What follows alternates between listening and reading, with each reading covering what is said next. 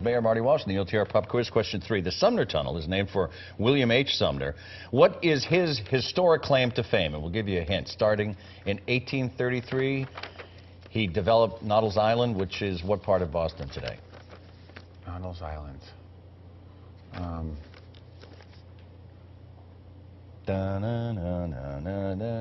Where's the tunnel? Where's Boston? There you go. There you go. Right, the Ted Williams Tunnel is obviously named for best great Ted Williams. Which nickname does not apply to Ted Williams? Teddy Ballgame, the Splendid Splinter, Mr. October, the Kid. Mr. October. Absolutely. Who was? Reggie Jackson. Reggie Jackson. Yeah, Yankees, unfortunately. I know. And finally, a favorite Boston tourist destination, Quincy Market at Faneuil Hall. It's named in whose honor, Quincy Market? Quincy.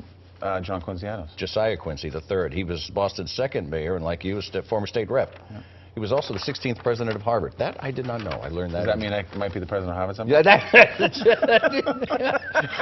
that in your future. I'm not Karnak, but I can see that in your future. I don't think so. So, speaking of naming institutions after celebrated Bostonians, you must know that we're going to ask you this question. What do you think would be an appropriate Menino honor in the city? That's a great question. You know, a lot of people have come to me with a whole bunch of different ideas, and I think that one thing I'd want to do is talk to Angela Menino just to see, you know, she probably has the greatest insight to the things that Tom Menino loved the most. I mean, he loved a lot about Boston, but I think Angela Menino knows, you know, the secrets as far as what was something that he would have loved to have had. There's been a lot of discussions, and I think we have to do it right, and not do it on the quickness, but do it right. And I'm going to have that conversation with Angela at some point. There's been a lot of rumors and a lot of speculation that maybe the Boston Convention Center would be appropriate because he had so much to do with that.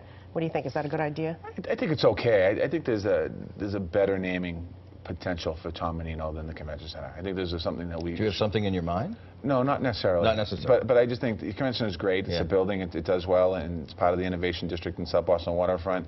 But I think that, you know, I think there's an opportunity here to look at something else. Jonathan Gruber is the architect of healthcare here in Massachusetts, not only in Massachusetts, to a big extent nationally. He's under enormous criticism for making highly inflammatory remarks, saying, and I'm sure you've heard his quote, to quote, that the stupidity of the American voter was really, really critical for the thing to pass. He's talking about Obamacare, the Affordable Care Act. Question for you is, a lot of folks are calling for his resignation from the Massachusetts Health Connector Board. Is that a good idea? I think that's a decision that somebody else is going to have to make, and he's going to have to make personally. I think when you are a public servant, or a quasi-public servant, and you make a harsh statement like that towards the public, I think you have to accept the consequences, and I think you have to decide what you're going to do. I think when you talk about the American people and use the word stupid in the same conversation, I think enough said right there. It sounds like that if you were him, you would step away, step aside. Yeah. Step aside. What's been the most surprising, hard part of your job? Something that you didn't anticipate after this 1 year almost done?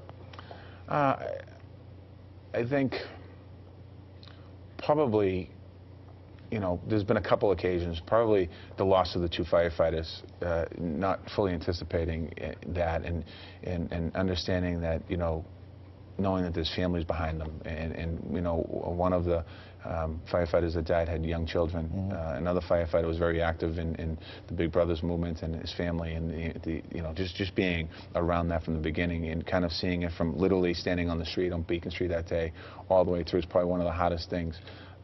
Burying those firefighters and trying to be there supportive of the families was probably one of the hardest things as mayor. It's just personally, you didn't realize that perhaps it would become so personal for you? Yeah, it was so emotional. You know, I was asked to speak at the eulogy at both of the funerals, and you know, going up there, it was just you're trying to, you're speaking to the families, but you're also speaking to a city and trying to, you know, bring some comfort to a city. So it was hard. It was hard to do it. My first 100 days, we had a lot going on that first 100 days, and the loss of 2 firefighters was two of those.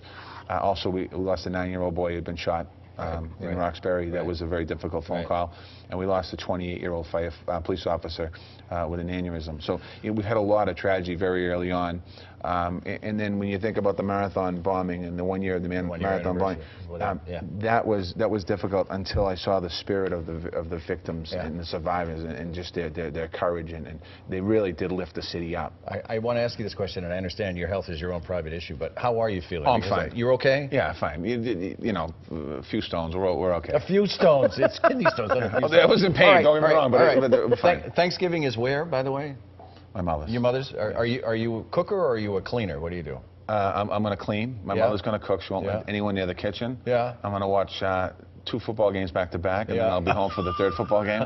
I'm very excited about a full day of football. Full day of football. I am going to start the day, though, however, going to some shelters and doing the Thanksgiving morning lunch there, breakfast and dinner. The mayor's job is 24/7, 24/7, and you know, and we'll see what happens as the course of the day goes on. Happy Thanksgiving. Happy Thanksgiving to both of you and to everyone in Boston. Happy Thanksgiving. Boston's Mayor Marty Walsh has been with us this morning. He's been our OTR guest. But don't leave just yet, because OTR is doing our annual political turkeys and blessings. Here's OTR's Ted Reinstein. Who's kind of been a turkey? The current governor.